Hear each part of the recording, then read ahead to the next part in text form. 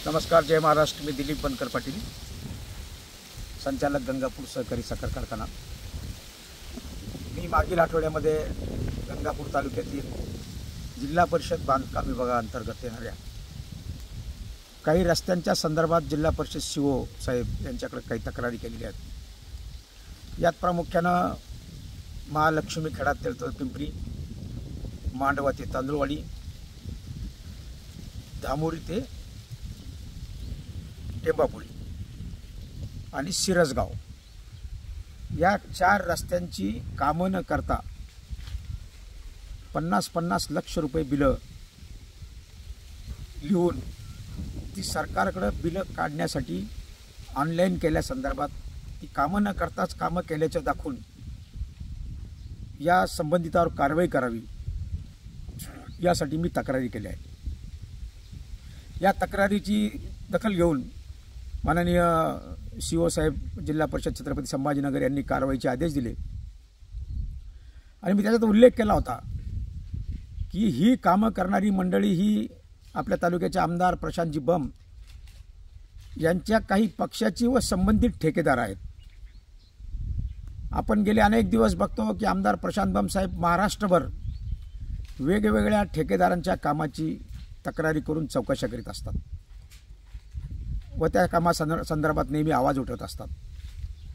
परंतु आमदार साहेबांना माझं एवढंच म्हणणं आहे की गंगापूर तालुक्यामध्ये ही 4 कामाच्या व्यतिरिक्त असे अनेक कामं निदर्शनास आली आहेत की ती कामं न होता या कामाची बिलं काढली गेली। या 2 कोटीच्या व्यतिरिक्त 5 कोटीची बिलंसुद्धा त्यांचा एक संबंधित ठेकेदार माजी जिल्हा परिषद सदस्य अग्रवाल व एक मयत ठेकेदार वैभव इधाटे यांनी अनेक वेगवेगळ्या ठिकाणची वेगवेगळ्या ठेकेदाराच्या नावावर बिलं काढल्याचं जिल्हा परिषदच्या निदर्शनास आलं आहे। लोकांनी त्या संदर्भात माझ्याकडे तक्रारी केल्या आहेत। काल आमदार प्रशांत बम साहेबांनी शेंदुरादा भागात जाऊन सर्व कामांची मी केलेल्या तक्रारीच्या संदर्भात शहानिशा केली। त्यांना माझ्या माहितीप्रमाणे त्याच्यात सत्यता आढळून आली व त्यांनी त्या ठिकाणी त्या अधिकाऱ्यांना मोठ्या प्रमाणात झापलं की हे कसं केलं। म्हणून माझी आमदार साहेबांना या निमित्तानं एकच म्हणणं आहे की ज्या लोकांनी ती बिलं लिहून दिली त्याच लोकांना आपण कामाच्या चौकशीसाठी तिथे घेऊन गेलात, म्हणजे चोरांनाच चोरांची चौकशी करायला लावण्यासारखं ते झालं। मी शिवसाहेबांनाही विनंती केली, आपल्याला विनंती करतो, या संबंधित अधिकाऱ्यांना तात्काळ निलंबित केलं पाहिजे, त्यांच्यावर पोलिसात गुन्हे दाखल केले पाहिजे। आणि आमदार साहेब हे एकच काम नाही, गुरु धानोरा येथे सिंधुराधा सर्कलमध्ये प्राथमिक आरोग्याचं एक उपकेंद्र आहे।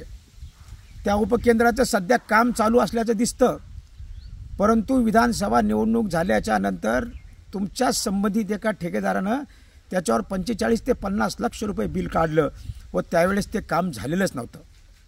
नंतर बोंबाबोंब झाल्यानंतर आत्ता त्याला संबंधित ठेकेदाराने ज्याच्या नावावर ते काम आहे त्यांनी तिथं कॉलम उभे केल्याचं आत्ता दिसून येते।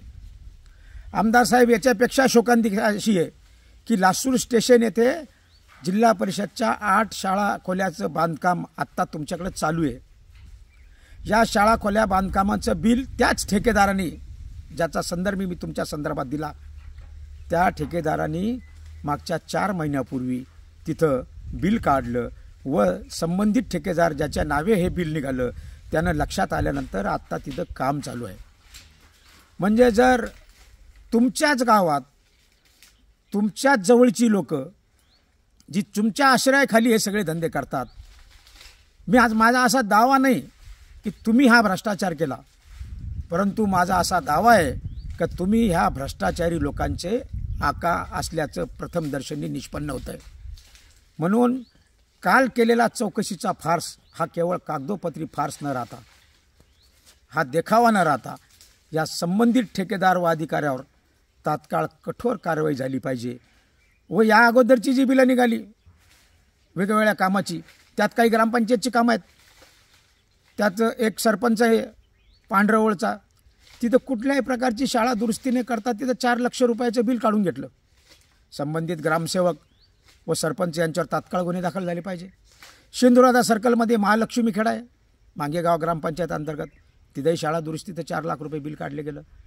आणि जर असंच चालू राहिलं तर आपण जो कांगावा करता आम्ही हजारो कोटी रुपये तालुक्यात निधी उपलब्ध केला, हा निधी पुन्हा एकदा सर्वांना हा शोधून खरंच कामं झाली की नाही हा एक मोठा संशोधनाचा विषय जनतेच्या मनात शंका निर्माण करायला कारणीभूत झालेला आहे.